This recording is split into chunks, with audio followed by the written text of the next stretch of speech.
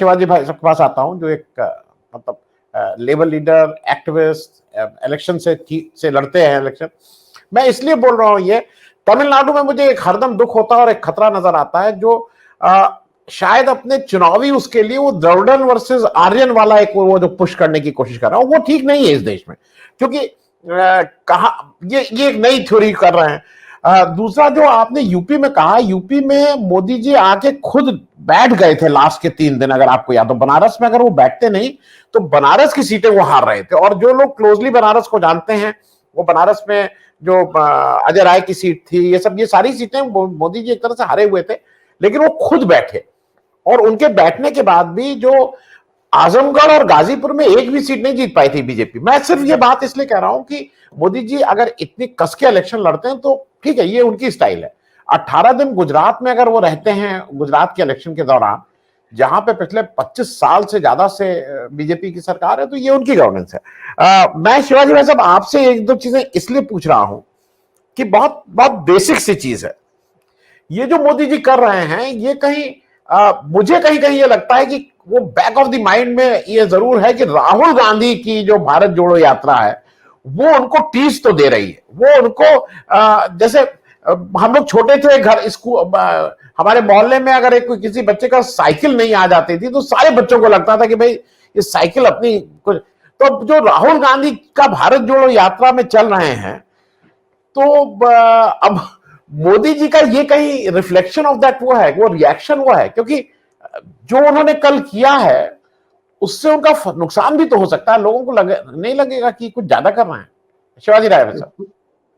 भाई साहब नमस्कार। सुनो, नमस्ते। जो मोदी जी ने कल किया, जो उन्होंने रोड शो किया, तो एक तरह कहा जाए कि मोदी जी बहुत बेचैन है राहुल गांधी की इस यात्रा से। और जब उतनी भीड़ निकल रही हो एक नेता के पीछे, जिसको उन्होंने मान लिया था कि अब तो पप्पू बना दिया मैंने उस आदमी को, और लाखों लोग वो जो भीड़ के साथ निकल रहे हैं, हजारों लोग निकल रहे हो, और कन्याकुमारी से कश्मीर पहुंचते करोड़ों लोग शामिल हो चुके हैं, उसमें करोड़ों लोग शामिल हो चुके हैं इस पूरी यात्रा में। मैं कह रहा हूं तो मोदी जी को बेचैनी तो है, क्योंकि मोदी जी सोचते थे कि मैं ही भीड़ में रहने वाला आदमी हूं, अब ये आदमी भीड़ में कहां से आ गया है, ये भीड़ उधर क्यों जा रही है। देखते बड़ी बेचैनी है मोदी जी की, निश्चित रूप से इसमें कोई डाउट नहीं है। इसलिए मैं कहूंगा कि मोदी जी को जब प्रधानमंत्री बना दिया गया है, तो रोड शो किसके खिलाफ कर रहे हैं, ये सवाल है। किस सरकार के खिलाफ वो रोड शो कर रहे हैं? मोदी सरकार के खिलाफ कर रहे हैं कि भारतीय जनता पार्टी के खिलाफ कर रहे हैं कि विपक्ष के खिलाफ रोड शो कर रहे हैं? और मैं तो ये कह रहा हूं कि अगर जो संतुष्ट नहीं है उस पद से और व्यवस्था नहीं संभाल रहे हैं, तो उनको तो इस्तीफा दे के आकर रोड शो करना चाहिए था, विपक्ष से बैठ जाना चाहिए था। रोड शो करते 24 घंटे रोड शो करते रहते कोई दिक्कत नहीं है, लेकिन उनकी ये बेचैनी है, ये बहुत जबरदस्त फ्रस्ट्रेशन है। और मैं देख रहा था अखबार में, थोड़ी सी खबर देखी कि नड्डा साहब कह रहे हैं कि 9 राज्यों का चुनाव जीतना है, इस बार 9 जीतना है। तो जो अभी तक जो नैरेटिव था कि मोदी जी हारते ही नहीं है, और अभी सभा जी ने कहा कि किसी राज्य में पूरे 2014 के बाद कितने राज्यों में चुनाव जीते हैं मोदी जी, यह देखना है। तो मुझे लगता है कि किसी किसी राज्य में चुनाव जीत गए हो। और उत्तर प्रदेश की आपने बात कहा, तो 30 वोट से लेकर के और 900 वोट तक 127 सीटों पर समाजवादी पार्टी हारी है, और 37% वोट मिला है समाजवादी पार्टी को यूपी में, और 39% वोट मिला है। गुजरात की जब बात आती है तो कहते हैं बहुत कम वोट से हम हारे हैं, वहां कोई मुकाबला, बिल्कुल मुकाबले में थे, और परंपरा है वहां की। यूपी में जो हारे हैं, जिस तरह से सीटें जीते हैं वो जबरदस्ती जीते हैं, और कलेक्टरों ने सीट जिताई है 30 वोट से, और 300 वोट से, 200 वोट से, 50 वोट से, 900 तक वोटे, 187 सीट पर उन्होंने 900 वोट तक हारे हैं जाकर, समाजवादी पार्टी हारी है। तो और गुजरात की जब वहां तक बात है, गुजरात की चर्चा नड्डा ने किया है, उस बैठक में गुजरात की चर्चा तो किया। 500 कंपनियों ने 3 महीना पहले कह दिया कि इतना बड़ा इन्वेस्टमेंट गुजरात में है, और गुजरात में मोदी हार जाएंगे तो मॉडल खत्म हो जाएगा। वो तो मॉडल है। तो मोदी 11 रैली उन्होंने हिमाचल में किया, नहीं जीत सके। गुजरात का सेहरा बांधने के चक्कर में थे कि हमारे ऊपर सेहरा बंध जाए, ताकि जो मॉडल है गुजरात का, जिसको 2014 में और 2019 में बेचा गया था, और पूरा कारपोरेट अपना इन्वेस्ट करके उसी मॉडल के दौरान तर्ज पर पूरे देश में जो कारपोरेट लॉबी थी और पूरी कारपोरेट मीडिया ने उस मॉडल को बनाया। तो मॉडल जो बना के तैयार किया गया और पता लगा गुजरात में चुनाव हार गए, तो पूरे देश में जो कारपोरेट ने खरीदारी की है, सरकारी संपत्ति जो की लूट जो की है, वो मॉडल ढहने के बाद इनके ऊपर हमला हो जाता। तो ये जो है पूरे गुजरात में पूरी कंपनियों ने बचाया उसको चुनाव जीतने का। और आप देखे होंगे, हम तो नहीं कह रहे हैं, सुप्रीम कोर्ट ने कहा कि मिड सेशन में चुनाव जो चल रहा था, मिड जो चुनाव में आपने कैसे चुनाव आयुक्त बदल दिया, तो चुनाव आयुक्त बदलना पड़ा, उनको नया चुनाव नियुक्त करना पड़ा रातों रात। तो सारी मशीनरी वो काम किया वहां पर। तो मोदी जी तो सच जानते हैं, मोदी जी को गुजरात का सच मालूम है और जहां भी जीते होंगे उसका सच मालूम है, और सरकारें कैसे कारपोरेट ने गिराया। क्योंकि मैं एक बात कहना चाहता हूं, ऐसा मोदी ने जब कहा था, मोदी जी ने, कि देश में सिंगल विंडो सिस्टम चलेगा, तो समझ लेना चाहिए कि देश में बस एक ही दरवाजा है, और मोदी जी का दरवाजा है। कोई कैबिनेट का कोई सदस्य कोई महत्व नहीं रखता है। सिंगल विंडो सिस्टम 2014 में कहा था उन्होंने, और फिर कहा था कि only red carpet, no red tape. तो रेड कारपेट तभी बिछ पाएगा जब सभी राज्यों में मोदी की सरकार होगी या मोदी की चलेगी, तभी अडानी का रेड कारपेट बिछेगा या अंबानी के लिए रेड कारपेट बिछेगा। तो जो राज्यों में सरकारें गिराई गई, तभी ये वहां खरीद बिक्री कर सकते हैं जब इनकी सरकार हो, या गवर्नर इनका प्रभावशाली बना दिया जाए, वहां की सरकार को चलने न दे। तो सभी राज्यों में जहां सरकार नहीं है, गवर्नर उस तरह का व्यवहार कर रहा है, जहां पर भी है। तो इसलिए ये जो उनका रोड शो है आज के कल जो हुआ, वो फ्रस्ट्रेशन में रहे, वो हताशा में किया कि अब क्या करें हम बैठ करके। भीड़ तो उधर चली गई है, तो यहाँ भीड़ दिखाना जरूरी है।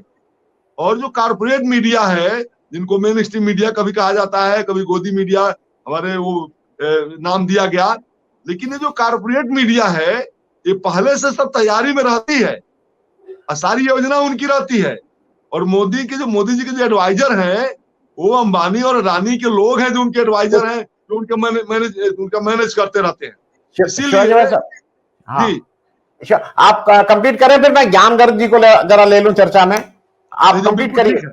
जी जी। तो जो है, मैं कहना चाहता हूं कि इस बात को समझना जरूरी है, और बिल्कुल कहा जाना चाहिए कि अगर राहुल के साथ भीड़ जा रही है, तो मोदी की बेचैनी छिप नहीं सकती है। तो इसलिए वो दिल्ली में ही बेचैनी दिखा दिया उन्होंने कि हम कितना बेचैन है, और किसको विरोध बता रहे थे। वो भीड़ किसको दिखा रहे थे? वो भीड़ किस सरकार को दिखा रहे थे? मोदी सरकार को कि भारतीय जनता पार्टी सरकार? लेकिन सबसे बड़ा डर उनको ये है कि अगर भीड़ नहीं दिखाएंगे, तो राजनाथ सिंह जी, गडकरी का भी क्या हुआ है, जो एक मैसेज आया और उनको सिक्योर कर दिया गया कि नहीं, आप बिल्कुल सिक्योरिटी में रहिए। ठीक है, भीड़ उनको दिखाना है, शिवाजी भाई साहब, भारतीय जनता पार्टी को और आरएसएस को दिखाना है कि भीड़ सिर्फ मेरे पीछे है। पार्टी के अंदर कोई भी कार्यकारिणी की बैठक है, तो कोई चे न करे, और वो चे करेगा तो भीड़ मेरे साथ है, अब कोई औकात नहीं है। ये दिखाने की बात उनको थी। बिल्कुल ठीक। शिवाजी भाई साहब, आप जिस बैकग्राउंड से आते हैं, आप समाजवादी बैकग्राउंड से आते हैं, तो मोदी जी भी मुझे लगता है उस बैकग्राउंड से आते हैं, क्योंकि भीड़ की चिंता वो नहीं करते हैं। अगर आपको याद हो, लाहौल स्पीति में जब अटल टनल का उन्होंने उद्घाटन किया, वो बिना भीड़ के लोगों को टाटा कर रहे थे।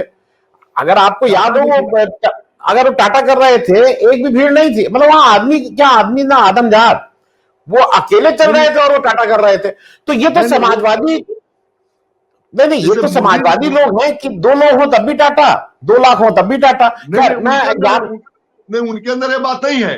पंजाब के मामले में, पंजाब में पुल पर गाड़ी नहीं रुक गई थी, भीड़ नहीं थी, इसलिए उन्होंने कहा कि उनसे मुख्यमंत्री से कहा देना, मैं बच के चला आया। तो भीड़ किस तरह बेचैन कर रही है, उनको भीड़ नहीं है तो। और टनल वो जानते थे कि 5 आदमी नहीं रहेंगे, ये भी समाजवादी रटेगी हमारी बात। ये भी समाजवादियों का व्यवहार है कि हर चीज में कुछ ना कुछ नुक्स। अरे बढ़िया आदमी है, अकेले अगर टाटा कर सकते हैं तो ये भी बड़ी बात है। जी जी जी। मैं एक बात ज्ञान जी आपको और कह दूं, कर्नाटक में इससे पहले डर के आगे जीत एक व्यक्ति ने और कर दिया था, और उस व्यक्ति का नाम था डीके शिव कुमार। उसको जितना तंग किया गया, उसके पूरे घर को, मतलब बहन को, भाई को, ना चाचा को, नाना को, मामा को, लेकिन वो डिगा नहीं वहां से, वो डिगा नहीं। और शायद उसने भी एक सेट किया है एक स्टैंडर्ड कि तुम इसके बाद कर क्या लोगे, मतलब तुम ठीक है तंग करो, तो ये बुलाओगे ईडी में, जेल भेजोगे, तुम कर क्या लोगे। तो शायद वो भी कहीं ना कहीं आदमी जैसे दूसरे को देखना हिम्मत बढ़ती है, तो शायद वो एक रहा। मैं शिवाजी राव साहब खत्म करने से पहले जल्दी से एक प्रश्न जरा आपसे इसलिए जल्दी से ये पूछ रहा हूं कि जैसा हम सब लोगों को लग रहा है कि मोदी जी ने अब, मोदी जी और बीजेपी के बीच में फर्क ही नहीं महसूस रहता है, जैसे सरकार और पार्टी का फर्क नहीं रह गया है। लेकिन एक रिस्क जो ज्ञान जी कह रहे हैं ना, कि एक रिस्क सबसे बड़ा मुझे लगता है कि अगर स्टेट में ये गड़बड़ होता है, क्योंकि सारे जगह इलेक्शन मोदी जी के फेस पे लड़े, तो उसका क्या, उसका खामियाजा या उसका इफेक्ट क्या 2024 के इलेक्शन में पड़ेगा शिवाजी भाई साहब? निश्चित पड़ेगा। और ये जो है उनका मिनी चुनाव है, मतलब केंद्र का मिनी चुनाव होगा 2023 में, जो चुनाव 9 राज्यों का होने जा रहा है। अभी ज्ञान जी ने जो पूरा डेटा बताया, पिछली बार भी तय हो गया था, मैंने कहा था 18 की बात है कि तीनों राज्यों में बीजेपी चुनाव हारेगी और हार गई। इस बार भी होने जा रहा है। जनता जो है बिल्कुल इनसे उबी हुई है, और कोई ऐसा नहीं कि जो महंगाई और भ्रष्टाचार और लूट जो हो रहा है, और जो गरीबी बढ़ रही है, और जो बेरोजगारी तेजी से बढ़ रही है, तो जो इनका न्यू इंडिया का मामला था, और इनका जो बेरोजगारी पर भी बात जो पहले करके आए थे, रोजगार की बात करा के आए थे, सबसे बड़ा मामला आया हुआ है कि जो नौजवानों की, छात्रों की फीस बढ़ी है। ये बहुत बड़ा इशू पूरे देश में है, और यूनिवर्सिटी बिल्कुल कोलैप्स कर चुकी है। सरकार उनको बजट नहीं दे, ऑटोनॉमी कर दिया, या फीस इकट्ठा करिए। तो जो सबसे बड़ा इशू अभी आएगा, 2-3 महीना बाद उभर के आएगा कि ये जो स्थिति है, छात्र भी रिवोल्ट करेगा। अभी मैं इधर सुबह बलिया से कुछ लोगों से बातचीत मैं कर रहा था, तो मैंने पूछा कि भाई बताइए, जो यात्रा राहुल गांधी की चल रही है, बलिया में कुछ असर है? मैं लखनऊ में था, तो हमारे कुछ साथी लोगों ने कहा कि यहाँ तो कोई वो जो किसान आंदोलन भी दिखाई नहीं दिया, लेकिन इस बार जो कोई मीडिया भी नहीं दिखा रही है, लेकिन उसके बाद भी गांव गांव राहुल गांधी की चर्चा है।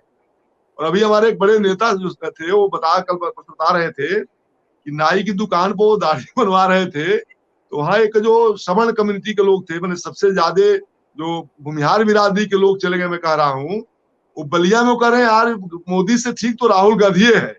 ये शुरू हो गई है नाई की दुकान पर, बलिया में। यात्रा बलिया नहीं गई। और एक चौब बताया आपको, देवरिया से कांग्रेस के 10-5 लोग भले लखनऊ तक आ सकते थे, लोनी बॉर्डर पे यात्रा कर नहीं जाते। 400 लोग देवरिया से बसों में भर के अपने खर्चे से, और गाड़ियों से लोग आकर 3 दिन यात्रा किए देवरिया से। देवरिया से जो घर में से बिना मोटरसाइकिल के, बिना कार के नहीं निकल सकते, वे लोग गए थे यात्रा करें। उन लोगों को जानता हूँ। तो ये स्थिति जो गांव गांव पहुंच गई है कि लोगों ने मान, अब किसी की हैसियत गांव में नहीं है कि राहुल गांधी को पप्पू कह दे, ये किसी का हैसियत नहीं रह गई गांव में। जो पहले कहते थे पप्पू, मैं कुछ उससे बात पहले करता था, 2-3 महीना 4 में पहले बात करता था, लोग कहते थे कि बताइए किसको नेता मान लिया जाए, कौन है विपक्ष में। आज कोई कहने को ये तैयार नहीं है कि विपक्ष में कोई नहीं है, कोई नहीं कह रहा, कह रहे राहुल गांधी नेता है, पहले नहीं दिख रहे थे अब दिखने लगे हैं।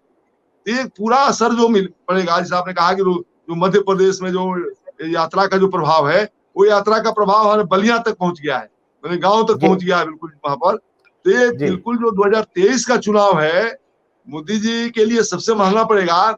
और 23 से पहले ही, जैसे कर्नाटका में हुआ कि जो रेड्डी बंधु अलग हो गए, पार्टी बनाने चले गए, त्रिपुरा में आपने देखा कि स्थिति खराब हुई है बीजेपी की। पूरे देश में अब धीरे धीरे, जहां कह रहे हैं कि नहीं हार जाते तो वहां का नेता जिम्मेदार है, जीत जाते तो मोदी का अचीवमेंट माना जाता है, अब ये चलेगा नहीं। अभी पार्टी के अंदर जो है ही बाइफरकेशन है। इसलिए मैं अंत में बात कह दूं कि दिल्ली का जो ये उनकी जो उनका जो यात्रा है, उन्होंने जो किया है, जो इन्होंने रोड शो किया है, ये अपने नेताओं को दिखाने के लिए किया है कि ताकत मेरे पास है, क्योंकि अंदर सब कुछ ठीक नहीं है, अंदर गड़बड़ है। और अभी गडकरी जी ने, वो नड्डा जी ने कहा कि हमने जो गुजरात में चुनाव जीता है, उसको बेस मानकर हमें प्रचार करना चाहिए हर जगह। हिमाचल की चर्चा नहीं किए, और दिल्ली में मीटिंग कर रहे हो तो डीएमसी की चर्चा नहीं किया उन्होंने। तो साफ साफ लग रहा है कि नहीं, क्योंकि नड्डा जी तो अभी एक्सटेंड करेंगे नहीं करेंगे, तो नड्डा जी को मोदी जी के पीछे खड़ा होना है, चलना उनके हो गया एक्सटेंशन हो गया, जी, जी, एक्सटेंशन हो गया, हाँ एक्सटेंशन। हाँ।